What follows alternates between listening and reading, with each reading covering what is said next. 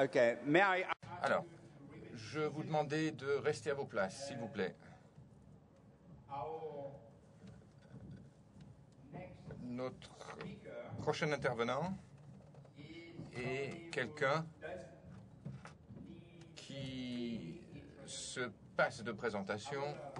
Toutefois, je vais la faire quand même, en partie. Alors, est-ce que tout le monde m'écoute? Merci.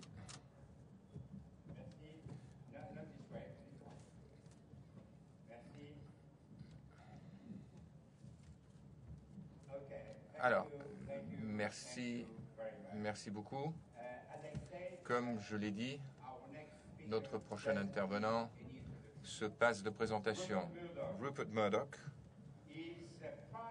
est sans doute l'homme le plus puissant de la planète. Et il incarne le mania des médias. Mais lorsque vous examinez ce qu'il a fait, il y a 2 ou 3 choses qui sont époustouflantes. Premièrement, c'est un vrai entrepreneur, un homme d'affaires innovant, quelqu'un qui a enfreint toutes les règles, toutes les conventions. Il est passé d'un petit journal de la ville d'Adelaide et il a créé la plus grande entreprise de médias. En plus, c'est quelqu'un qui innove beaucoup. Il n'a pas hésité une seule seconde à numériser son groupe et à considérer que ce qui est considéré comme impossible n'est que le début d'un défi. Donc Rupert, vous avez la parole et merci. Merci beaucoup d'être parmi nous.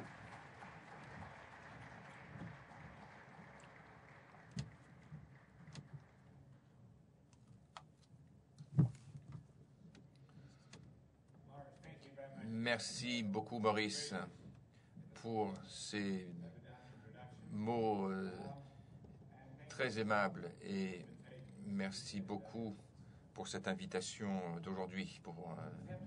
Il faut que nous comprenions que nous traversons une période où un grand nombre de nos économies ne sont pas performantes, aussi performantes qu'elles devraient l'être, et que cela permet d'exploiter l'esprit de l'innovation, de la numérisation. Donc je sais que vous êtes tous aussi contents que moi que les dirigeants du G8 ont fait de vos contributions à la croissance économique un élément majeur. Et je voudrais en particulier remercier nos hôtes français et le président Sarkozy. Ils ont non seulement apporté ce cadre magnifique pour nous rappeler la vérité qui se retrouve dans l'histoire de cette grande nation, que les créateurs, les artistes apportent énormément à la société. Nous espérons que le G8 affirmera avec force que les droits d'auteur des créateurs, des artistes concernent la protection même de la culture. Dans ce nouveau siècle, c'est un élément essentiel pour une économie dynamique et pour l'avenir numérique. Et cet avenir numérique avec son lien à l'éducation dès la petite enfance. Et c'est là le sujet de mon intervention cet après-midi. Chaque dirigeant d'entreprise vous dira que nous sommes en concurrence dans un monde qui change plus vite que jamais, que la concurrence est plus rude que jamais et qu'elle rémunère la performance et sanctionne la non-performance plus qu'avant. En d'autres termes, notre monde est de plus en plus, et à juste titre, un monde fondé sur le mérite. Et dans un tel univers, le plus grand défi pour toute entreprise est son capital humain. Comment le trouver, comment le développer et comment le préserver. Personne dans cette salle n'a besoin d'une conférence sur la manière dont les personnes douées qui s'y trouvent avec les technologies enrichissent notre vie. À chaque tournant, nous voyons que les progrès numériques permettent d'avancer, ils créent des emplois, ils nous libèrent des tyrannies créées par la distance et le temps. Cela est vrai de tous les domaines, sauf un, l'éducation. Et pensez à cela. Dans tout autre domaine, quelqu'un qui se réveillerait après avoir eu un sommeil de 50 ans ne reconnaîtrait plus le monde. Dans la médecine, les diagnostics, alors que les médecins faisaient un diagnostic avec les outils artisanaux, seraient stupéfaits de voir que les diagnostics se font par des IRM. Avant, dans la finance, il y avait des certificats, les actions. Cela a été remplacé par le courtage en ligne permettant des opérations financières à tout moment de la journée. Dans mon industrie, les éditeurs qui publiaient les journaux la veille sont stupéfaits, ont la possibilité de livrer les informations aux tablettes et aux téléphones mobiles 24 heures sur 24. Mais cela ne s'applique pas à l'enseignement. Nos écoles restent l'un des bastions qui résistent à la révolution numérique. La personne qui se réveillerait après cet intervalle de 50 ans constaterait que les classes d'aujourd'hui sont presque les mêmes que celles qui existaient pendant la période victorienne. Il y a un enseignant avec un manuel, un tableau et un morceau de craie devant une classe d'enfants. Mes amis, ce que nous avons devant nous est l'échec d'une grande nation. Et bien pire, il s'agit de l'abdication de nos responsabilités devant nos enfants, nos petits-enfants, et une restriction concernant notre avenir. Comme l'a écrit Stendhal, celui qui s'excuse, s'excuse. On connaît les vieilles recettes. Mettre plus d'argent, cela ne marche pas. Dans mon pays, nous avons doublé en termes réels nos dépenses en enseignement primaire et secondaire sur les 3 dernières décennies, alors que nos résultats restent inchangés. Et la raison à cela est que le fait est que ces fonds supplémentaires concernent un système qui ne marche pas. Il y a aussi le programme d'enseignants pour les enseignements. Et nous nous demandons pourquoi nous avons des villes comme Detroit ou Newark où la moitié de la population est illettrée, elle ne peut pas lire. Donc c'est un inconvénient qui va les amener droit à l'échec.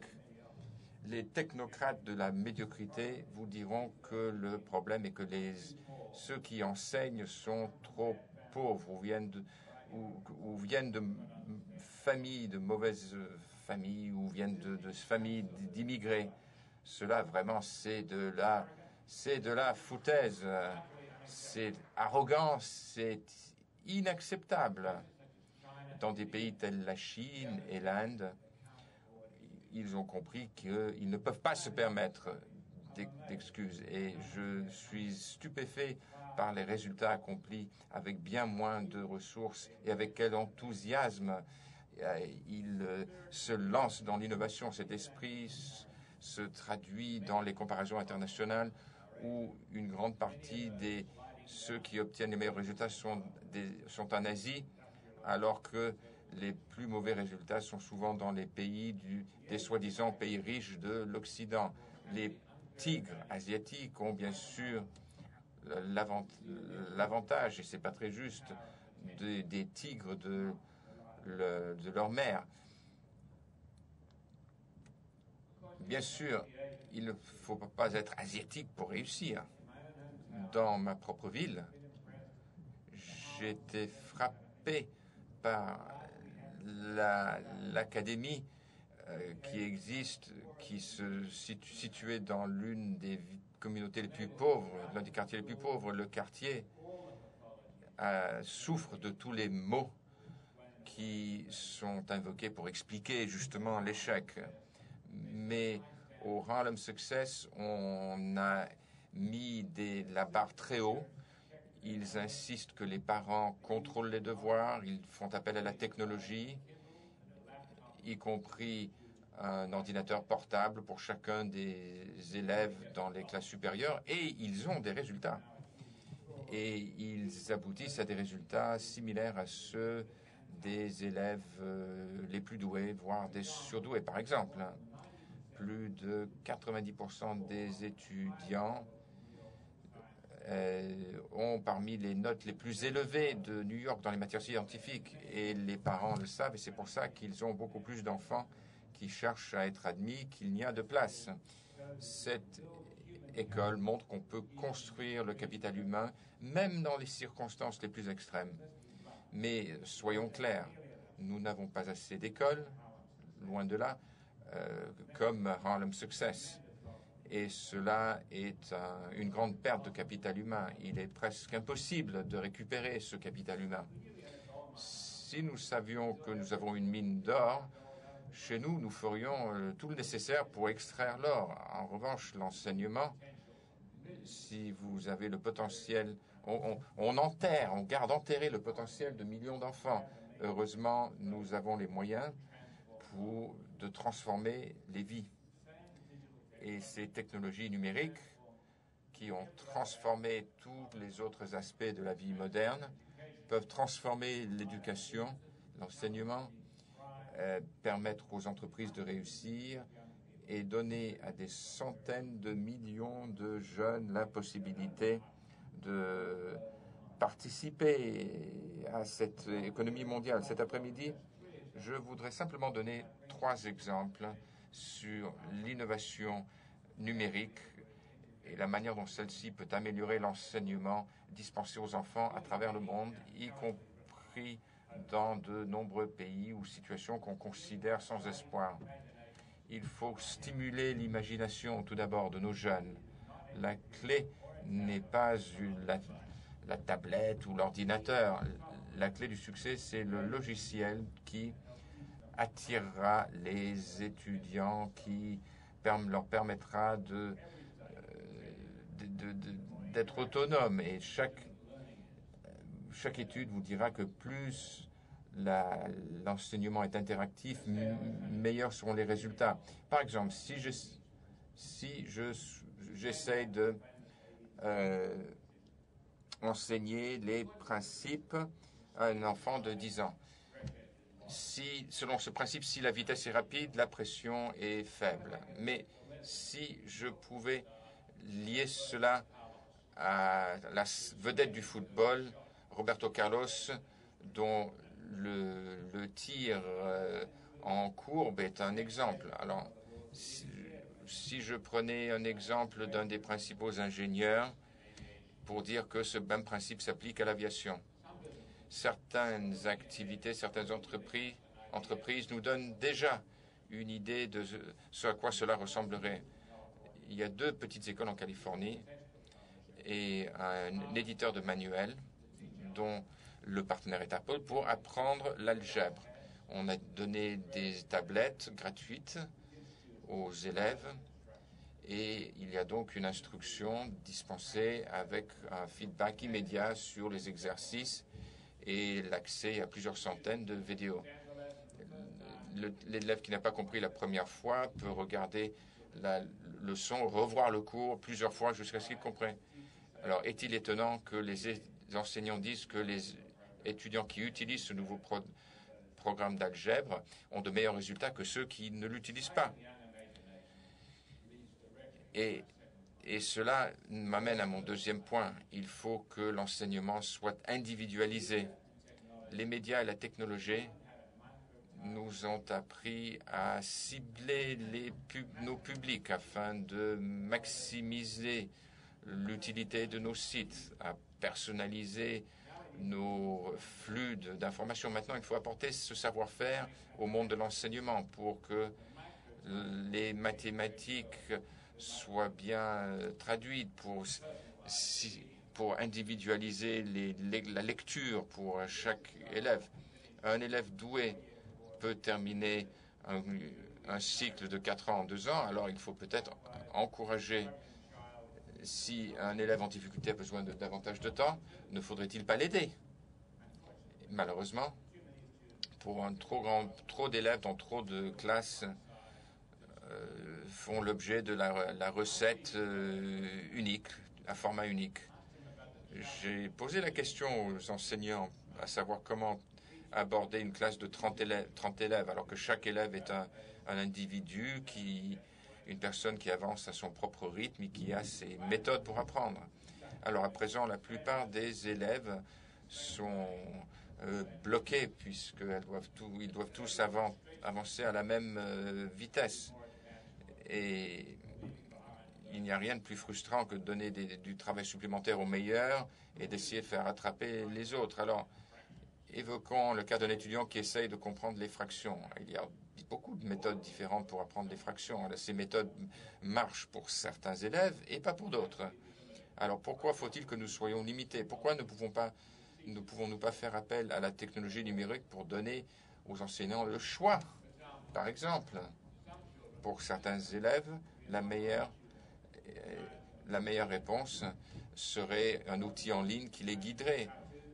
Pour d'autres, ce serait un dessin animé produit par les meilleurs animateurs pour illustrer la manière dont les fractions représentent une part d'un entier. Ou alors, on peut écouter le meilleur enseignant de mathématiques et l'élève répond à son propre rythme sous la supervision du professeur dans la classe. La clé est la capacité à analyser le stade où se situent les enfants dans l'apprentissage. Nous avons déjà un programme de ce genre que nous avons mis sur iPod qui a été utilisé dans les écoles pour les enfants sur une base américaine à Okinawa. Mais ce programme permet un diagnostic immédiat par l'enseignant pour voir où il en est dans la lecture et ensuite personnaliser un manuel pour les 10 jours à venir. Les parents ont la possibilité de contrôler à tout moment pour voir les progrès de l'enfant. Je vous promets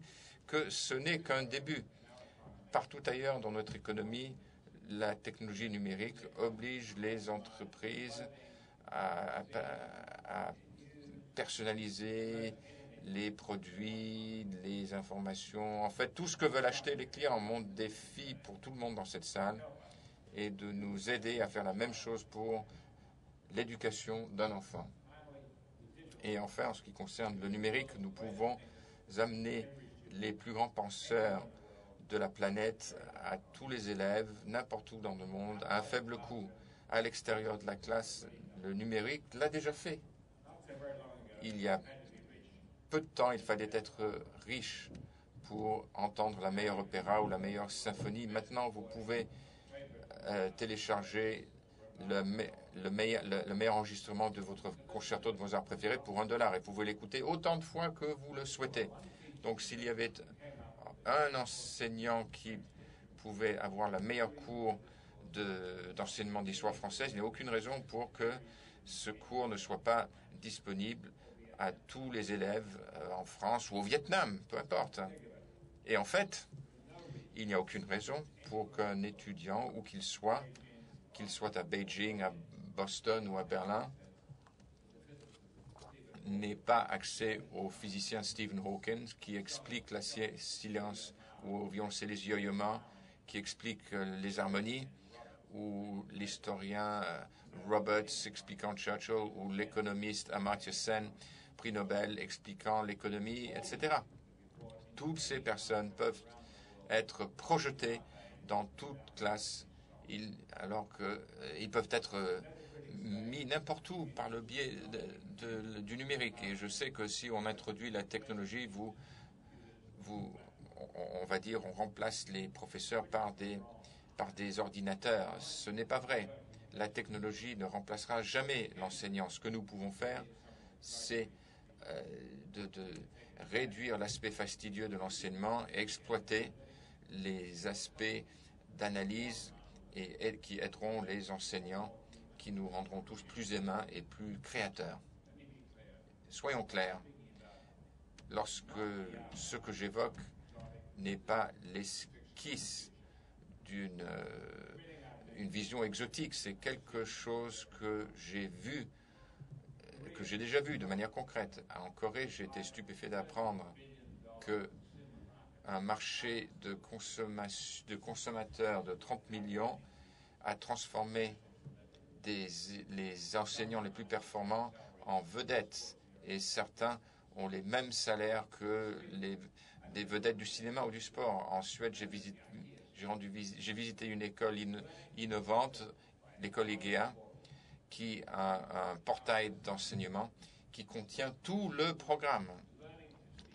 Et dans cette école, l'enseignement est adapté au pôle d'intérêt de l'étudiant et les enseignants dispensent une attention particulière, individuelle à chaque élève. Cela est rendu possible par un système qui encourage la concurrence et permet aux enfants d'utiliser les fonds publics pour décider de leur choix d'école pour leurs enfants. Cela comprend les écoles privées à but lucratif. Dans ma propre ville, j'ai visité l'école à New York et chaque jour, cette école décide ce que chaque élève doit apprendre et la meilleure façon pour cet élève d'apprendre. Un jour, j'ai demandé à un enfant qui l'aidait avec son travail, avec ses devoirs.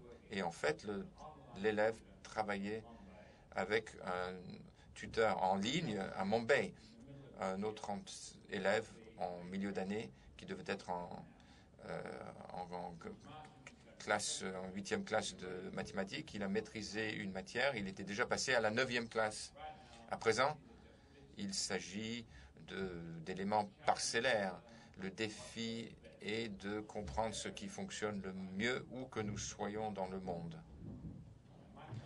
Et mon entreprise est déterminée à tenter et je vous lance un défi qui est d'apporter vos propres écoles chez vous. Notre monde a besoin de libérer ces forces créatrices qui permettent aux nations de devenir plus riches et aux entreprises de créer de la richesse. Et cela nous permettra d'apporter à nos économies le savoir-faire dont elles ont besoin pour la croissance. Et cela permettra à un enfant pauvre à Manille d'avoir les mêmes opportunités qu'un enfant riche vivant à Manhattan. Et en faisant cela, nous relèverons le statut des enseignants et nous assurons qu'aucun enfant ne sera laissé en marge de la richesse que nous offre cette économie globalisée. Chez nous, il y a des millions de jeunes dont les cerveaux constituent l'avenir. Il faut que nous insistions que nos écoles utilisent tous les moyens technologiques permettant de libérer leur potentiel et que nous les considérions comme les ressources précieuses, car elles sont une ressource précieuse. Merci.